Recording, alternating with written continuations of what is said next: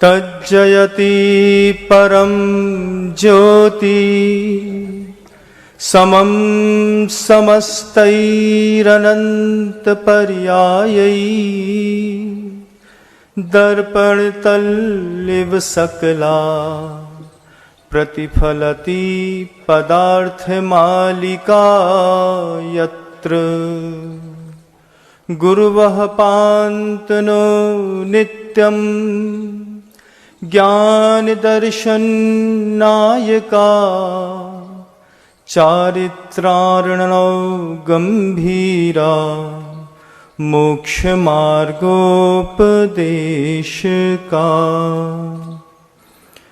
बोले परम पूज्य आचार्य भगवंत गुरुदेव श्री विद्यासागर जी मुनिराज की, वर्तमान आचार्य परमेष्ठी मुनिराज श्री समय सागर जी महाराज की जय।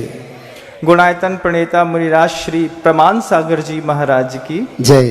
बड़े महाराज श्री निर्वेक सागर जी महाराज की जय। समस्त मुनि संघ की, परम पूज्य श्री विनम्र सागर जी महाराज की, मुनि संघ की। मान लीजिए, कल्पना करिए, शाम का समय है, तालाब के किनारे तट पर बैठ करके आप ठंडी हवा का आनंद ले रहे हैं। आपको तैरना आता है, आपको तैराना भी आता है, और उस वक्त पीछे से कोई एक किसी परिस्थितिवश दुखित व्यक्ति जिसको न तैरना आता है न तैराना आता है, और आपके सामने से होकर के तालाब पर कूद जाता है, डूबने लगता है। बैठा हुआ व्यक्ति सोचता है कि मैंने इसको धक्का मारा नहीं, इसका मेरा कोई संवाद हुआ नहीं, इसका मेरी कोई विवाद कुछ बात हुई नहीं, तो मैं इसको क्यों बचाऊं। अगर ऐसी सोच अगर किसी किनारे पर बैठे हुए व्यक्ति की बनती है, आप सबसे पूछना चाहता हूं कि उसके डूबने में वो किनारे बैठा हुआ व्यक्ति जवाबदार है कि नहीं। जब हमारा आपका कोई संबंध ही नहीं है, जब हमारा आपका कोई झगड़ा हुआ नहीं है, जब हम आपको जानते नहीं हैं, फिर भी हम आपको बचाएं, क्यों बचाएं हम आपको, एक प्रश्न उठता है। लेकिन गुरुजन कहते हैं कि डूबते हुए व्यक्ति अगर तुम्हारे आंख के सामने डूब गया, तो जिसको तैरना आता था, जिसको तिराना आता था, वो भी जवाबदार रहता है। आचार्य भगवंत ने हम लोगों को हमेशा इस बात की शिक्षा दी। गुरुदेव लगातार 20 साल तक मैं गुरुजी के साथ रहा। गुरुदेव ने हमेशा इस बात को कहा कि तुम संयम के तीर्थ बने हो, तुम्हारे सामने कोई असंयम में डूब जाए और तुम उसको ना बचा पाओ तो तुम अपराधी हो। कोई तुम्हारे सामने पाप कर बैठे, कोई तुम्हारे सामने हिंसा में लिप्त हो जाए, तुमको हिंसा से बचना आता था, हिंसा से बचाना आता था, और तुमने उसको अगर नहीं बचाया तो तुम अपराधी हो। आज पूज्य गुरुवर का देह सूर्य नष्ट हुआ है, लेकिन गुरुदेव अभी भी हम लोग के बीच में है। हम हमेशा इस बात को कहते हैं, जो मर जाए वो गुरु नहीं होता। गुरु तो हमेशा दिलों में जिंदा रहता है, देह का आना जाना तो लगा रहता है बंधु, हमेशा लगा रहता है। लेकिन पूज्य गुरुवर के उस संदेश ने, उस संकेत ने हम लोगों को बिना कहे एक जवाबदारी दी। जब मैं कुंडलपुर से चला तो बड़े महाराज श्री आचार्य महाराज श्री समय सागर जी महाराज श्री ने मुझसे कुछ भी नहीं कहा।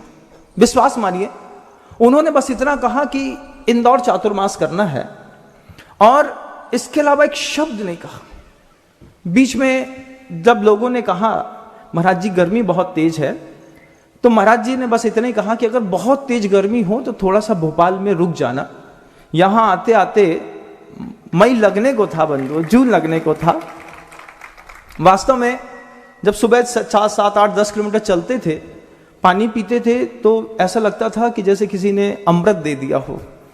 फिर ऐसा लगा कि 1 महीने जब तक बारिश नहीं आती है तो रुक जाना चाहिए। लेकिन बड़े महाराज ने या गुरुदेव ने पिछले 20 सालों में, जहां तक मैंने खुद गुरुदेव को अपनी आंखों से देखा है, गुरुवर ने कभी नहीं कहा हम लोगों से कि फलाने क्षेत्र में जाओ, उसका उद्धार करो, उसके लिए इकट्ठा करो, उसके लिए बातें करो। गुरुदेव ने कभी नहीं कहा। गुरुदेव ने सिर्फ एक दृष्टि दी कि अगर तुम्हारे सामने कोई डूब जाए और तुमको तैराना आता हो, तुमसे तैरना आता हो, तुम उसको नहीं बचाते हो, तो तुम भी जवाबदार हो। मैं यहां पर आया तो यहां की कमेटी ने आकर के मुझसे कहा कि हमारे मंदिर जी का काम करीब करीब डूब रहा है। मैंने कहा मुझको बोला नहीं गया है ऊपर से कि तुम्हें कुछ करना है, लेकिन फिर भी गुरु ने सिखाई थी वो बात कि अगर तुम्हारे सामने कोई डूब रहा हो तो बचाना तुम्हारी भी जवाबदारी बनती है। और बड़े महाराज श्री जी का आशीर्वाद भी निरंतर साथ में रहा और 15-20 दिनों में 2-2 दिन 3-3 दिन जिस भी गली जिस भी मोहल्ले में गया, और जैसे भी मैंने पहले तो प्रभु से मांगता था, फिर गुरुदेव से कहता था, और फिर आप लोगों को जो कुछ भी सुझाव देता था, गुरुदेव हमेशा उस बात को कहते थे कि कभी भी दान के क्षेत्र में किसी भी श्रावक को सुझाव देना, लेकिन दबाव मत देना। सुझाव देकर के जो सुलझता है उसको देने का आनंद आता है। 2-2 दिन हर जगह जाकर के किसी ना किसी श्रावक को सुझाव देता था, आपका पुण्य ऐसा है, आप ऐसा करेंगे तो अच्छा लगेगा। और उस सुझाव के तहत पिछले 15-17 दिनों में जिस तरीके से कमेटी को थोड़ा बहुत भी मैं अपनी तरफ से सेवा कर पाया गुरुदेव की, वो मुझे अपने आप में बड़ा सुखमय लगता है बंधु, बहुत सुखमय लगता है। बड़ों से बहुत कुछ सीखने को मिलता है। जब मैं बड़े महाराज श्री जब यहाँ पर भोपाल नगर में पधार रहे थे तो वो चौक मंदिर में थे और मैं 1100 क्वार्टर में था, तो 10 किलोमीटर का करीब डिस्टेंस था महाराज श्री की में और मुझ में। तो लोगों में बड़ी चर्चाएं होने लगी, चर्चाएं हो रही थी, क्यों नहीं मिल रहे हैं, मिलना क्यों नहीं चाहते हैं, कब मिलेंगे, कहाँ मिलेंगे, कैसे मिलेंगे। बड़ा सुनता था तो बड़ा अजीब सा लगता था। फिर बाद में गुरुदेव का एक चिंतन जरूर दिमाग में आया कि जो गृहस्थ होता है उसको दीवारों में रहने की आदत है और गृहस्थ को दीवारें खड़ी करने की भी आदत है। दीवारें खड़ी करते हैं पहले गृहस्थ, फिर दीवारों में रहते हैं, फिर दीवारों में एक खिड़की बनाते हैं और फिर उस खिड़की से कहते हैं कि हम तुमको देखते हैं तो अच्छा लगता है, हम तुमको देखते हैं तो अच्छा लगता है। लेकिन मंच पर बैठा हुआ संघ निर्ग्रंथ है, शब्द है जैन शासन का। दिगंबर तो शब्द तो बाद में दिखता है, पहला शब्द दिखता है निर्ग्रंथ, जहां पर गांठ नाम की कोई चीज नहीं है, उसके बाद वो दिगंबर है। तो दो जब सौंदर्य एक साथ विकसित होता है। आज सुबह सुबह बड़े महाराज श्री का दर्शन मिला, अभिभूत हुआ इस बात को कि कितनी मुस्कुराहट के साथ बड़े महाराज श्री ने, जैसे छोटा सा शिशु घर में आता है तो पिता मुस्कुरा देते हैं, ऐसे मुस्कुरा करके जो स्वागत किया, मैं निहाल हो गया बंधु। कृपा है, बड़े महाराज श्री की कृपा है। लेकिन एक चीज आप भी देखिएगा कि जब कभी भी दो साधु संघों का मिलन होता है, एक ही परिवार के दो सदस्य मिलते हैं या फिर अलग अलग परिवार के कोई साधु संघ मिलते हैं, जब एक महाराज खड़े रहते हैं और एक पैर पर झुकते हैं, तो झुकने वाले को जो मिलता है वो क्या मिलता है, एक बार कभी झुकने वाले से पूछना। जब एक साधु दूर से आकर के अपने से बड़े गुरु के सामने, अपने से बड़े साधु परमेष्ठी के सामने झुकता है, तो वो सिर्फ अपने शरीर से नहीं झुकता है, सामने खड़े हुए दिगंबर मुद्रा के अंदर एक श्रुत का तीर्थ है, एक सम्यक दर्शन का तीर्थ है, एक चारित्र का तीर्थ है, एक उनके खुद के अनुभव का तीर्थ है। उस किनारे पर आकर के जब कोई बैठता है तो फिर जवाबदारी तिराने वाले की होती है कि तुमको तिराना है कि नहीं तिराना। और अगर सामर्थ्य होने के बाद भी तिराने वाले नहीं तिराए तो डूबने वाले का कुछ नहीं जाता। डूबने वाले का क्या जाता है? डूबने वाला तो कहता है मैं तो तुम्हारे सामने आंख के देखते देखते डूब गया, तुमसे तैरते आता था, तुमसे तिराते आता था, तुमने नहीं तिराया। तो ऊपर बैठे गुरुदेव जरूर बोलते होंगे बड़ों की कहीं ना कहीं तो गलती है कि तिराया क्यों नहीं। लेकिन बड़े महाराज श्री ने तो मुस्कुराहट देख करके पहली बार में ही पार कर दिया। ऐसा अनुभूति जो सुखद साधु संगों को होती है। आप सबके बीच में जो थोड़ी थोड़ी भ्रम की दीवारें होती हैं, क्योंकि आपको दीवारों में रहने की आदत है। आपको लगता है कि इधर कुछ चल रहा है, इधर कुछ चल रहा है, जबकि गुरुदेव हमेशा कहते थे, सुनिए मेरी बात को, गुरुदेव कहते थे हम लोगों से, नम्र, जो चीज कर्म से नहीं मिलती वो चीज परिवार से मिल जाती है। कर्म से आंखें मिलती हैं, लेकिन परिवार के साथ रहने पर एक दृष्टि के साथ दृष्टिकोण भी मिलता है। कर्म से हाथ मिलते हैं, लेकिन इन हाथ का उपयोग कैसा करना है ये कर्म नहीं सिखाता, ये परिवार सिखाता है। बंधुओं, जब परिवार में बड़े भाई रहते हैं तो छोटे की जवाबदारियां भी कम रहती हैं और छोटे को सुकून भी ज्यादा मिलता है। आज मैं सुकून में हूं बंधुओं, अपने उस सुकून का मैं आनंद लेना चाहता हूं और बड़ों के सामने ज्यादा नहीं बोलना चाहिए। ये बात मुझे बड़ों ने ही सिखाई थी, अपने शब्दों को विराम दूं। लेकिन एक बात जरूर कहता हूं, जब साधु किसी साधु के पास झुकता है तो उस 6 फुट में 7 फुट में झुकाव की जो स्थितियां अंदर की होती हैं, एक सुख तीर्थ के रूप में, ज्ञान तीर्थ के रूप में, दर्शन के तीर्थ के रूप में, चारित्र के तीर्थ के रूप में, अपने वात्सल्य के रूप में, एक सामने वाला खड़ा व्यक्ति कहता है कि तुम मेरे पैर में गिरे हो, अब तुम्हें संभालना मेरी जवाबदारी है। और एक पिता बनकर के, छाया बनकर के, जैसे गुरुदेव संभालते थे, ऐसे बड़े महाराज श्री ने भी जो अनुकंपा की वो आगे भी याद रहेगी बंधुओं। और आप लोगों के मन के अंदर जिस भी प्रकार का कोई भी भ्रम हो, क्योंकि दीवारों में रहने की आपकी आदत है, दीवारें बनाने की भी आप लोगों को आदत है, तो कृपया जब दिगंबरत्व के लोग मिले, कभी निर्गंध श्रमण मिले, तो बीच में दीवारें बनाने की कोशिश न करें। बड़े महाराज से आत्मीय निवेदन करूंगा कि भगवान आपकी अमृतमय वाणी सभी लोगों को कृतार्थ करती है, मैं भी साक्षात सुनकर के अपने आप को कृतार्थ कर पाऊं। बड़े महाराज श्री प्रमाण सागर जी महाराज श्री की जय।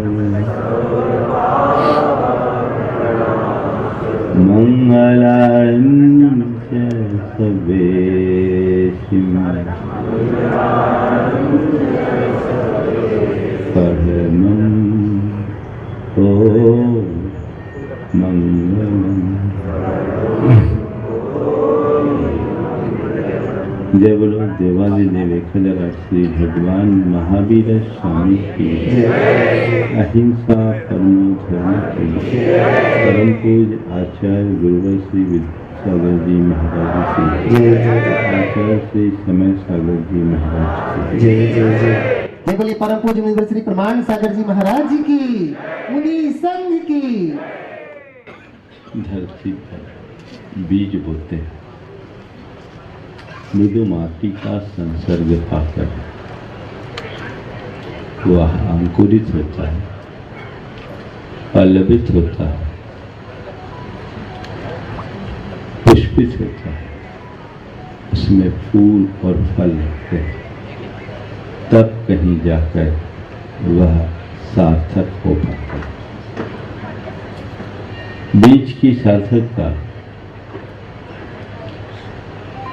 फल के रूप में विकसित होने में है।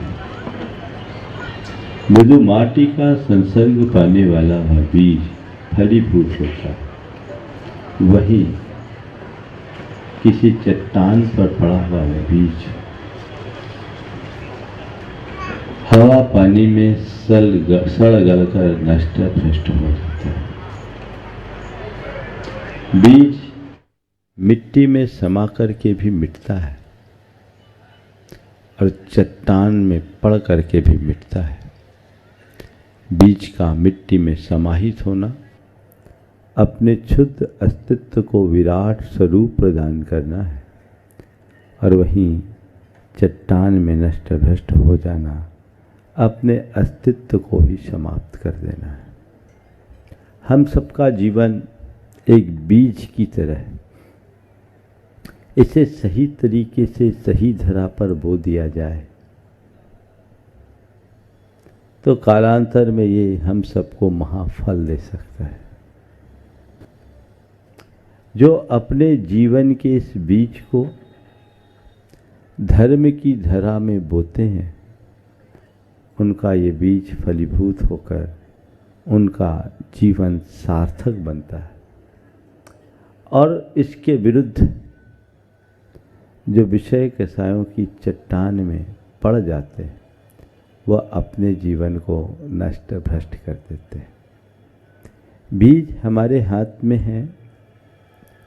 बीज के साथ दो स्थितियां बनती हैं। अगर बो दो तो पनप जाएगा, अन्यथा वो नष्ट हो जाएगा। बीज को आप कितना भी सुरक्षित संरक्षित रखो, एक समयावधि के बाद उसकी अंकुरण शक्ति नष्ट हो जाती है, उसमें घुन लग जाते हैं।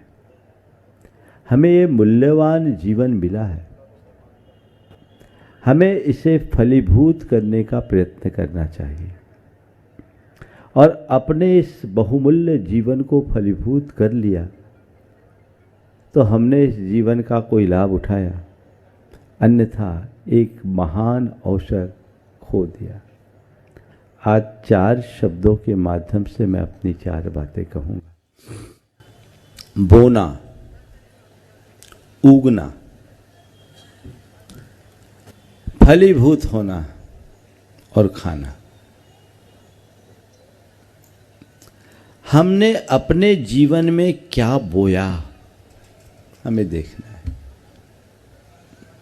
बोने की कला हम सब जानते हैं। बहुत कुछ बोया है, बो भी रहे, पर अब तक हमने क्या बोया, ये विचार करना है। जब हम बोते हैं तभी उगता है, और जो वो बोते हैं वही उगता है। हमारे यहाँ एक बहुत पुरानी उक्ति है, जो बोओगे सो काटोगे। हमने अब तक क्या बोया, हमारे पास अवसर है, बोने का पर्याप्त अवसर है, साधन है, और बो भी रहे, लेकिन क्या बो रहे हैं, ये हिसाब लगाना है। जीवन में आप सबने बहुत समय व्यतीत किया। आंखें बंद करके कुछ पल के लिए विचार करो, कि अब तक मैंने क्या बोया।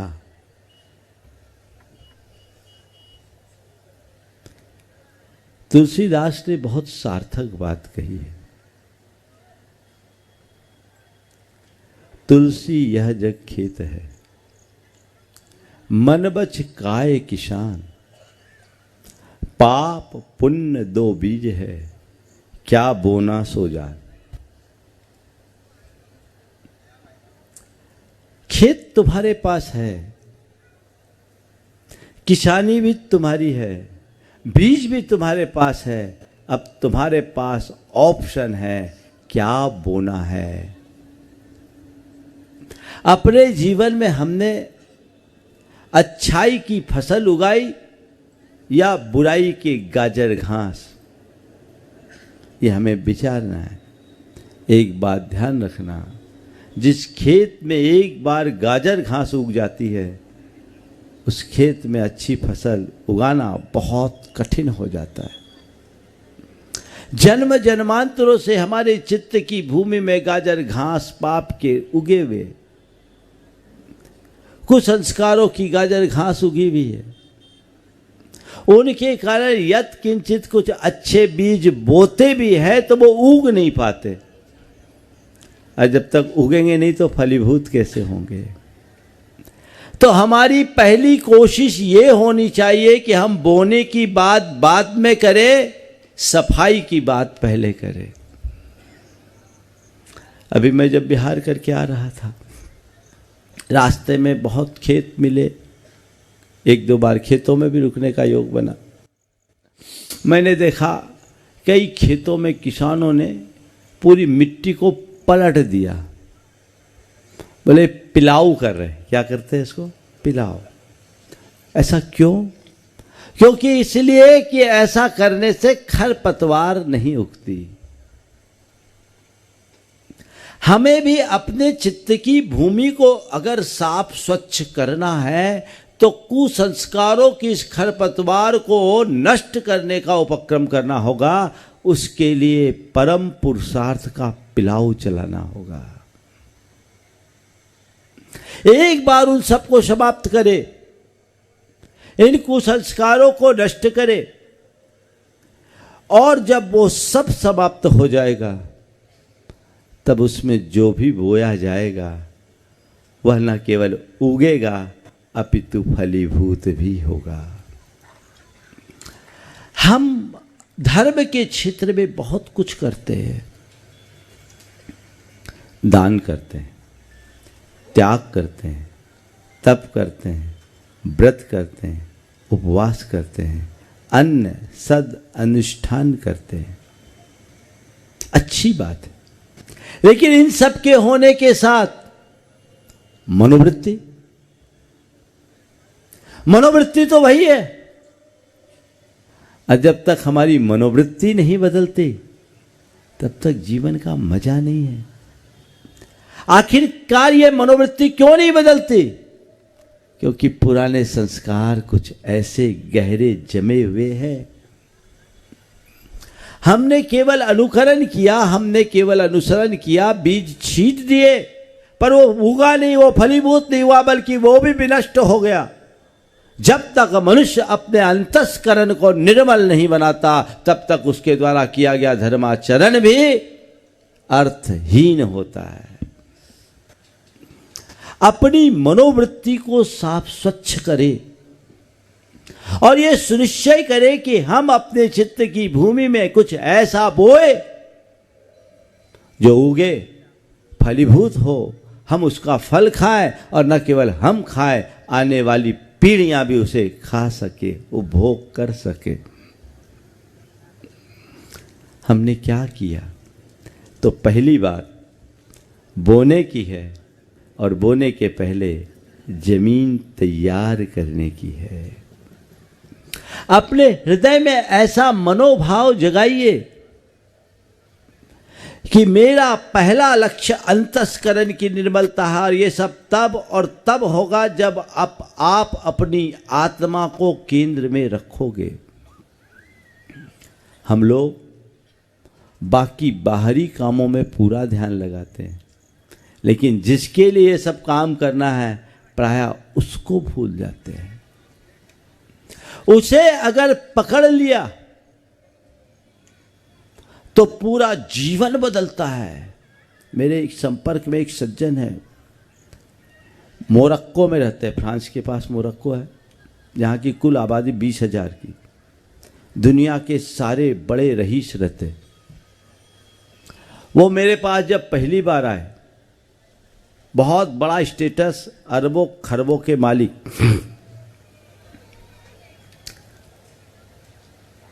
हीरो का व्यापार, उनकी कोई भी डील 80 करोड़ से नीचे की हुई नहीं उनके जिंदगी में, आंखों में परख। मेरे पास पहली बार आए, चैनल के माध्यम से उनने सुना, जयपुर में आए, और आने के बाद जो उस व्यक्ति ने बात की सुनकर के मजा आ गया।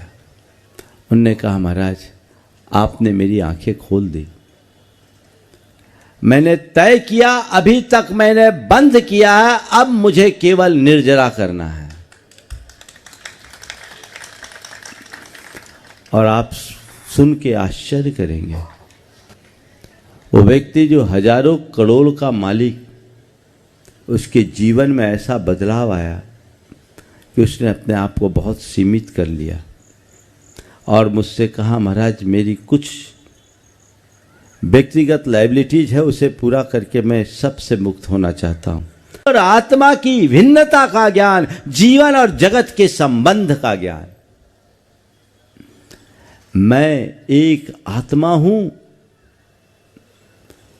और इसके अतिरिक्त संसार के जितने भी पदार्थ है वे मुझसे भिन्न है, मेरे नहीं है। मेरे पास है, मेरे साथ हो सकते हैं, पर मेरे नहीं है। ये तो मेरे मन का व्यामोह है, मेरे अंतस की आसक्ति है कि मैंने उन्हें अपना रखा है। अपना नहीं रखा, उन्हें अपना मान रखा है, अपना बना रखा है, पर संसार में आज तक किसी की कोई चीज उसकी अपनी नहीं हुई। सब एक दिन छूट गया है। ये शरीर भी जब तुम्हारा नहीं तो फिर बाकी बातें क्या। जिस दिन तुम्हारे हृदय में ये श्रद्धान बैठेगा, उस दिन तुम्हें कुछ कहने की जरूरत नहीं पड़ेगी कि भैया ये करो, वो करो, ऐसा करो, वैसा करो। लेकिन जब तक बाहर की चीजों में आसक्ति बैठी रहेगी, तब तक तुम्हें कोई कितना भी प्रेरित करे फर्क नहीं पड़ेगा। इधर से सुनोगे, इधर से निकालोगे, थोड़ा बहुत हो भी गया तो मन में एक अलग प्रकार की कसक आ जाएगी।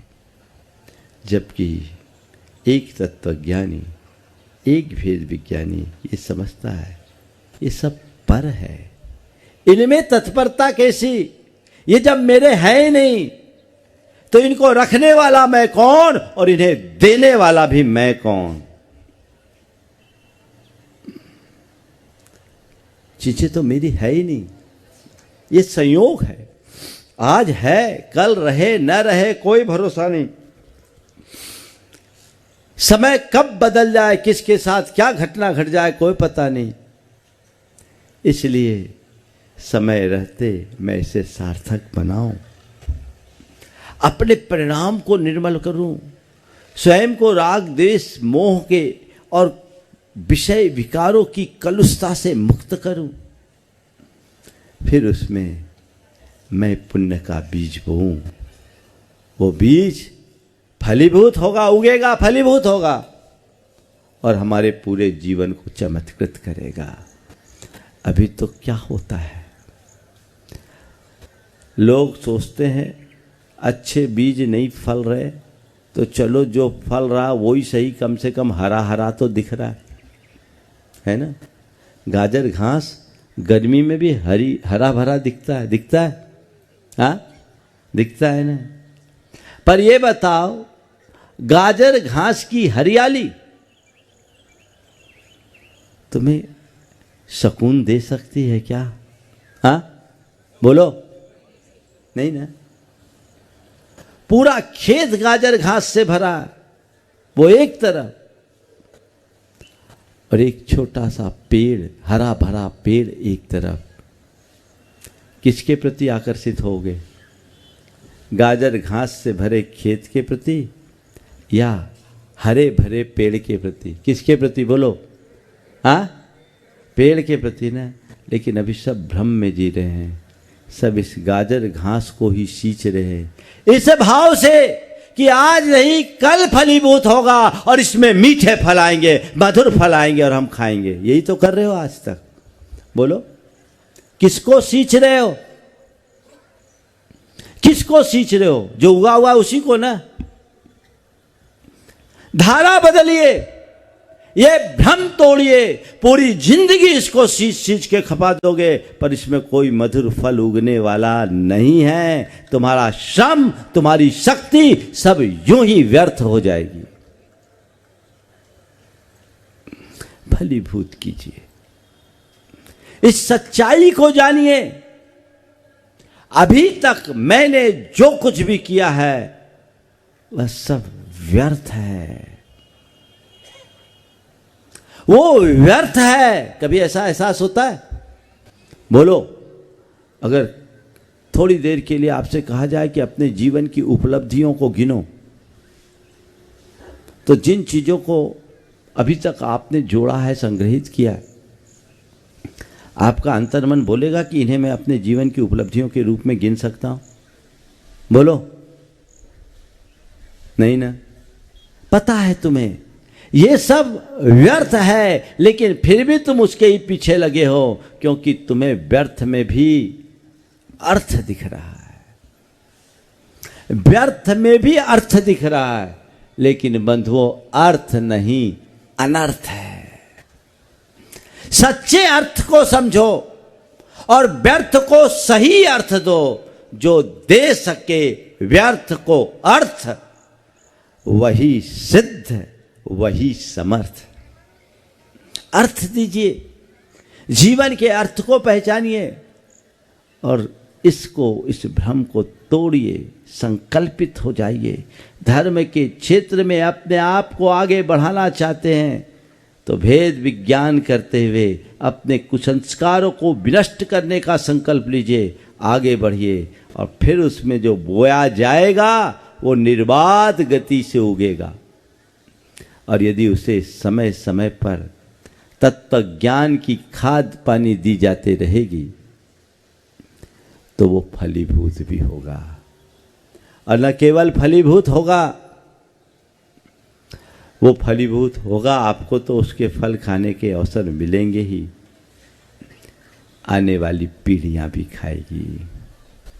आपकी क्या तैयारी? फल खाना चाहते हो? बोलो, खाना चाहते हो? बोए क्या हो? पहले कभी कुछ अच्छा बोया होगा,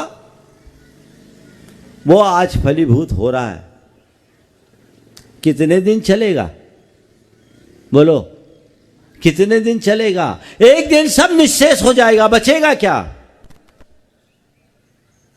आगे के लिए तो कुछ बो, और बोने के लिए भूमिका बनाओ, तैयारी करो, वैसा लक्ष्य बना करके चलो, तब चीजें उगेगी और तब आप उसका उपभोग कर पाओगे। आज लोग खाना तो चाहते हैं, लेकिन बोना, उगाना, फलीभूत करने का पुरुषार्थ नहीं करते। पहले बो, उगाओ, फलीभूत करो, फिर खाओ। ऐसे बैठे बैठे कुछ नहीं होने वाला। अपने जीवन का वह लक्ष्य सुनिश्चित कीजिए जिससे जीवन को सही दिशा मिल सके और आगे बढ़ा जा सके, बढ़ाया जा सके। गुरुदेव ने अपने जीवन काल में ऐसा परम पुरुषार्थ किया, ऐसा परम पुरुषार्थ किया कि आज वे बट वृक्ष की भांति सारे संसार को अपनी छाया प्रदान कर रहे हैं। पेड़ पेड़ होता है, लगाने वाला न रहे तो भी वो अपनी छाया लंबे समय तक देता रहता है। गुरुदेव ने कभी वो बीज बोया था, उसे उगाया, फलीभूत किया, उसे खाया कम, खिलाया ज्यादा। हम सबके लिए आज भी वह वृक्ष है जो छाया दे रहा है, जिसकी शरण में आते ही हमारा सारा संताप पल में नष्ट हो जाता है। उनने ऐसा पेड़ दिया, ऐसा वृक्ष दिया जो सबके लिए सरल है। अब हमारी जिम्मेदारी क्या है? हमारी जिम्मेदारी ये नहीं कि हम केवल उसकी छाया और फल का उपभोग करें, ये हमारी जिम्मेदारी नहीं है।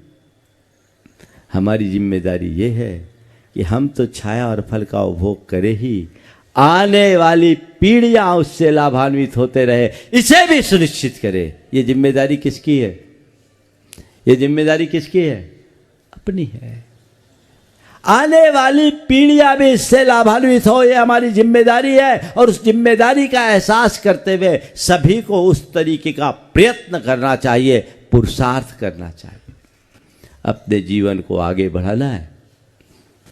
मोक्ष मार्ग तभी चलेगा जब उस पर चलने वाले लोग निरंतरता बनाए रखेंगे। हमारा यही मार्ग है। इस मार्ग को अंगीकार करते हुए हम सब आगे बढ़े और अपने जीवन में कुछ अच्छा गढ़े। अभी महाराज जी ने एक बहुत अच्छी बात कही कि कोई असंयम में डूब रहा हो तो उसे डूबते देखकर एक संयमी साधक के हृदय में बड़ी पीड़ा होती है। वो चाहता है ये भी तिरे, ये भी पार उतरे। जो डूबते हैं वो डूबने में आनंद लेते हैं, लेकिन जो तिरता है वो तिरने में और तैराने में आनंद मनाता है। किसी को डूबता देख के उसके हृदय में बड़ी पीड़ा होती है। संत यदि तुम्हें कुछ कहते तो ये कोई उनका रूटीन नहीं है, ये उनके हृदय की मुखरित करुणा है। वो करुणा उनके मुख से मुखरित होती है। वो इस भाव से बोलते हैं कि तुम्हारा जीवन किसी भी तरह से संभल जाए, संवर जाए, जीवन तर जाए, व्यर्थ ना हो, ये उनकी भावना होती है। उसी भावना को हम सब साकार करने में लगे। आप लोग आगे बढ़िए और अपने जीवन को आगे बढ़ाने की कोशिश कीजिए। एक बात अंतर मन में हमेशा बिठा लीजिए, बाहर हम तीर्थ बना रहे हैं, भीतर तीर्थ पहले बनाए। भीतर तीर्थ बनेगा, बाहर तीर्थ जरूर बनेगा। एक बुढ़िया थी, फटे हाल थी, लेकिन सब तरफ जाके वो एक ही बात कहती, मुझे मंदिर बनाना है, मैं मंदिर बनाऊंगी। मुझे मंदिर बनाना है, मैं मंदिर बनाऊंगी। लोगों को लगा ये फटे हाल बुढ़िया मंदिर कैसे बनाई, पर कुछ लोगों के मन में कुतूहल जगा। हो सकता है गुदली की लाल हो, घर में दबा के रखा, उसके पास कुछ माल हो। कुछ युवक उसके पास पहुंच गए और उससे आग्रह करने लगे कि तू कहती है कि मैं मंदिर बनाऊंगी, तेरे पास है क्या जो तू मंदिर बनाएगी? तेरे पास है क्या जो तू मंदिर बनाएगी? उसके पास एक बटुआ था, उसमें एक पोटली थी। उसने बटुआ खोला, उसमें से पोटली खोली और पोटली खोलने के बाद अपनी मुट्ठी बंद की। उससे कहा हाथ उठा, हाथ खोल। उसने हाथ खोला, उसके हाथ में उसने रखा, उसमें केवल 2 पैसा था, केवल 2 पैसा।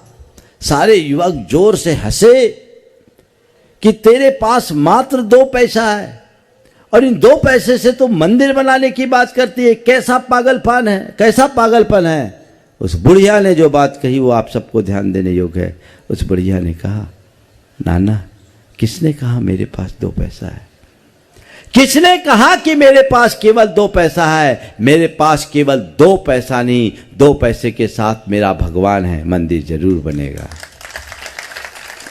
इन 2 पैसों के साथ मेरा भगवान है, मंदिर जरूर बनेगा। पूरे आत्मविश्वास के साथ उसने कहा और उसका मंदिर बन गया। समझ गए? तुम लोगों को भी फिक्र करने की जरूरत नहीं है। मंदिर कैसे बनेगा? मंदिर बनेगा क्योंकि हमारे हृदय में हमारे भगवान हैं और हमारे पीठ पर हमारे गुरुदेव का आशीर्वाद है। मंदिर बनेगा, अंदर जब तक तीर्थ नहीं बनेगा तब तक बाहर का तीर्थ नहीं बन पाएगा। हृदय में उस श्रद्धा को आप मजबूत बनाइए। अभी तो तुम लोगों के पास कोई मांगने पहुंच जाए तो तुम बगले झांकते हो, सोचते कब पिंड छूटे, 5-7 चेहरे तो बदनाम हो गए होंगे। उनको देखते ही लोग सोचते होंगे अब तो कुछ देना पड़ेगा। अरे ये जो सोच है, इस सोच को बदलिए। उन्हें देखकर यह सोचना चाहिए कि ये मेरे जीवन को एक अच्छा अवसर प्रदान करने आए हैं। तुमसे कोई टैक्स लेने नहीं आता। दान को हमेशा हर्ष से भर कर देना, अपने धन को सार्थक बनाने के लिए देना, अपने जीवन को सार्थक बनाने के लिए देना। कभी ये मत सोचना कि हमसे कोई कहे तब हम दें। तुम ये सोचो मेरे पास जब तक है तब तक मैं दूं, कोई कमी ना हो। ये प्रयास होना चाहिए। ऐसा प्रयास बनेगा, जीवन निश्चित सफलीभूत होगा। हबीबगंज का मंदिर तो बन ही रहा है। टीटी नगर का मंदिर भी बहुत विराट रूप लेने जा रहा है। बहुत भव्य मंदिर, 9 वेदियों वाला 3 मंजिल का ये मंदिर। अमर और उसकी पूरी कमेटी जब मेरे पास आई थी, इतने बड़े मंदिर का स्वरूप बना। मैंने पूछा, अमर तुम बनाओगे कैसे? बोले महाराज हमें कोई चिंता नहीं, आपका आशीर्वाद है, मंदिर बन जाएगा, आप तो आशीर्वाद दो। बड़ा विश्वास। और इन्होंने एक पूरे पिछले 4-5 वर्षों में मैंने देखा, इनने 2 वाक्य के अलावा तीसरा वाक्य मेरे सामने कभी कहा ही नहीं। जैसा आपका निर्देश और जैसी आपकी अनुकूलता, किसी भी प्रसंग में। ये बात मैं मंच से इसलिए कह रहा हूं कि यही अनुकरण सबको करना चाहिए। समझ गए? श्री कृष्ण भोजन कर रहे थे, रुक्मणी पंखा झेल रही थी। अचानक वो थाल छोड़ करके बाहर की तरफ जाने लगे। रुक्मणी कही, कहाँ जा रहे हो? भोजन तो कर लो। अब भी आया और थोड़े आगे गए, दरवाजे तक लौट के वापस आ गए। फिर खाना खाने बैठ गए। रुक्मणी ने पूछा, क्या बात है, ऐसी क्या बात आ गई थी कि जो थाली छोड़ करके आप चले गए? बोले, क्या बताऊं, मेरे भक्त पर कुछ लोग पत्थर फेंक रहे थे। मेरे एक भक्त पर कुछ लोग पत्थर फेंक रहे थे, इसलिए मैं उन्हें बचाने के लिए जा रहा था। तो फिर लौट क्यों आए? बोले, अब मेरी जरूरत नहीं। लौट क्यों आए? अब मेरी जरूरत नहीं। बोले, क्यों? क्योंकि उसने खुद पत्थर उठा लिए। तो कृष्ण तुम्हारा साथ तभी देंगे जब तुम्हारे हाथ खाली होंगे, हाथ बंधना में जुड़े होंगे, तुम्हारे हाथ में पत्थर होंगे तो कभी नहीं होगा। गुरुओं के पास हमेशा शरणागत बन करके आओ। मैं अक्सर कहता हूँ, गुरु चरणों में दर्शनार्थी बनकर मत आओ, गुरु चरणों में शरणार्थी बनकर आओ, जीवन बदलेगा। ये आदर्श अनुकरण करो। जब तुम लोग अपना दिमाग लगाने लगते हो, और कुछ लोग तो ऐसे कि हम लोगों को भी ज्ञान देने लगते हैं। हम लोग ऐसे ज्ञानियों का बड़ा सम्मान करते हैं। नहीं, अनुभव के आधार पर चलना चाहिए और जीवन को उसी दिशा में आगे बढ़ाने का प्रयत्न करना चाहिए। आज आपके इस जिनालय की बात पहले करनी पड़ेगी, क्योंकि यहाँ बैठा 9 वेदियाँ बननी है। अभी 9 के 9 वेदियों के पुण्यार्जक की आवश्यकता है। जिन्हें अपना धन सार्थक करना है, आज ही कमेटी से संपर्क करें। जिन्हें अपने द्रव्य को सार्थकता प्रदान करनी है, कमेटी से संपर्क करें। 1-2 दिन में मुहूर्त आज पता लग जाएगा, उसका शिलान्यास होना है। इस मंदिर में अभी 5 भगवान बाकी हैं, 5 भगवान बाकी हैं। 5 वेदियों के मूल नायक जिन्हें विराजमान करने का सौभाग्य पाना है, जीवन भर की उपलब्धि होगी। भोपाल के हृदय स्थल का ये मंदिर आने वाले 100 साल तक तो इसमें कुछ नहीं होने वाला। और ये मंदिर तो, मूल मंदिर तो पूरा पत्थर का बना हुआ है, शिखर, हजारों साल तक कुछ नहीं होगा। बाहरी ढांचा भले आरसीसी बनाया बजट की कमी के कारण, लेकिन 5 भगवान, 9 वेदियां और 3 उत्तुंग शिखर, इनके लिए जो परिवार हृदय सभर होकर उदारता का परिचय दे और अपने धन को सार्थक करना चाहता है, आज शाम तक कमेटी से संपर्क कर ले, कमेटी उनको मेरे पास ले आए और इस कार्य को पूरा करे और ये तय करे कि आने वाले समय में 2-4-6 महीने में मंदिर पूरा करे और शीघ्र भव्याति भव्य तरीके से इसका पंचकल अलग संपन्न किया जाए। ये प्रयास आप सबको करना है। दूसरी ओर हबीबगंज का कार्य एक महत् कार्य, महाराज श्री ने बहुत मेहनत की आप लोगों के बीच। जो काम आप लोगों का था उस काम के लिए महाराज श्री को आगे आना पड़ा। इसलिए आना पड़ा कि ये गुरुदेव का अधूरा काम है, उसे पूरा करना हम सबकी जिम्मेदारी है। महाराज की इस प्रयास की मैं भूरी भूरी प्रशंसा करता हूँ, सराहना करता हूँ। और उसको अभी मिल करके पूरा करना है। जब तक वो उद्देश्य पूरा ना हो तब तक आपको शांत नहीं बैठना है। ये जिम्मेदारी आप लोगों की है। गुरुदेव से आप लोगों ने बहुत कुछ पाया है, तो उनसे आपने दरिया भर लिया है, चुल्लू भर देने में संकोच नहीं होना चाहिए।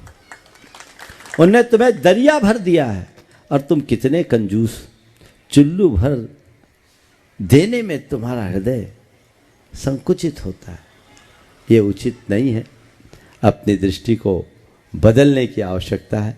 अच्छे कार्यों में अपने द्रव्य को लगाओ, अपने धन को सार्थक बनाओ, अन्यथा एक दिन तो सब छूट जाने वाला है। जो अपना धन अच्छे कार्य में लगाता है उसका जीवन धन्य हो जाता है, और जो केवल जोड़ के रखता है उसका एक दिन निधन होता है। निधन तो होना ही। इससे पहले कि तुम्हारा निधन हो, जीवन को धन्य करो, वैसा पुरुषार्थ करो कि आने वाली पीढ़ियाँ उससे धर्म की प्रेरणा ले सके और अपने जीवन को आगे बढ़ा सके। आज महाराज श्री आए, मिले, बहुत अच्छा लगा। ये जो बीच के लोग हैं ना, महाराज ने बहुत अच्छी बात की। दीवारों में रहते हैं और दीवार खड़ा करने में आनंदित लेते हैं। आप रहिए, आप अपने दीवारों में रहिए, हम लोग उन्मुक्त आकाश के नीचे रहते हैं और उन्मुक्त जीवन जीते हैं। साधुओं की पुस्तक खुली पुस्तक होती है। और आप लोगों को एक सुझाव जरूर दूंगा, साधुओं के बारे में अपना दिमाग लगाना बंद करो, अपने बारे में सोचो जिससे तुम्हारा उद्धार है।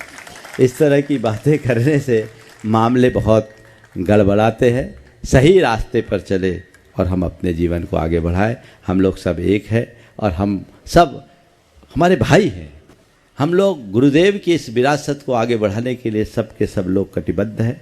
और हम लोगों के अंदर जो अंदर का रिश्ता है वो अटूट है, वो कभी खंडित होने वाला नहीं है, क्योंकि हम लोग रत्नत्रय के उपासक हैं और हर रत्नत्रयधारी का सम्मान करते हैं। क्योंकि हमें किसी मुनि में कोई व्यक्ति नहीं दिखता, हमें उस मुनि के भीतर रत्नत्रय की मूर्ति दिखती है। हमें वो प्रयास करना चाहिए। आज आपके बीच भावना योग, आगामी समय में भावना योग आने वाले 21 तारीख को भावना योग का बृहद आयोजन यहीं स्टेडियम में होने जा रहा है। ये भावना योग जो तन को स्वस्थ, मन को मस्त और चेतना को प्रशस्त करने वाला है। इस भावना योग में आप सबकी सहभागिता होनी चाहिए। भावना योग से सब लोग, आप लोग परिचित हैं। इस सभा में जितने लोग उपस्थित हैं, मैं उन सब से कहूँगा आज से ही अपने विभिन्न माध्यमों से ये सूचनाएं देना शुरू कर दो। पहले तो मैं आप लोगों से पूछता हूँ, आप लोग भावना योग में भाग लेना चाहोगे कि नहीं? थोड़ा हाथ उठाइए। तो आप तो आओगे। आप सबकी जिम्मेदारी एक एक आदमी कम से कम 10 को प्रेरित करे और उनको प्रेरित करे जो जन्मना जैन नहीं है, वो आए और भावना योग से लाभान्वित होकर अपने जीवन को सफल बना सके और उनके जीवन में एक नई दिशा बन सके। वे अपनी बीमारियों से मुक्ति पा सके, शारीरिक, मानसिक और चैतसिक अस्वस्थता से मुक्ति पा सके। ये प्रयास आप सबको करना है और इसके लिए आप सबको अभी से अभियान में लग जाना। आज तो 16 तारीख हो गई, 21 तारीख में देर रहे। अब 21 तारीख को प्रातः 6 बजे इस स्टेडियम के प्रांगण में आप सबको उपस्थित होना है और इसकी सूचना अपने अपने स्तर पर कमेटी जो करे सो करे ही, आप लोग अपने अपने माध्यम से इन बातों को आगे बढ़ाएं और अपने जीवन को सफल बनाएं। मैं देख रहा हूँ हमारे बीच आपके यहाँ के लोकप्रिय विधायक भगवान दास जी सबनानी, जो इसी क्षेत्र के विधायक है, हमारे आगवानी के टाइम में भी आए थे और बड़े ही सत्संग प्रेमी हैं, आज यहाँ आए हैं। वो भी शायद कोई निवेदन और भावना लेकर आए होंगे। एक बार उनका करतल ध्वनि से आप लोग अभिनंदन कर दीजिए और मैं चाहूँगा वो अपने उद्गार इस मंच से प्रकट करें और भावना योग के इस कार्यक्रम में यदि वो भी उपस्थित रहे तो और उत्तम बात होगी। मैं यहीं पर विराम ले रहा हूँ। अभी आप लोग सबनानी जी की बात सुनने के बाद ही अपना स्थान छोड़ेंगे।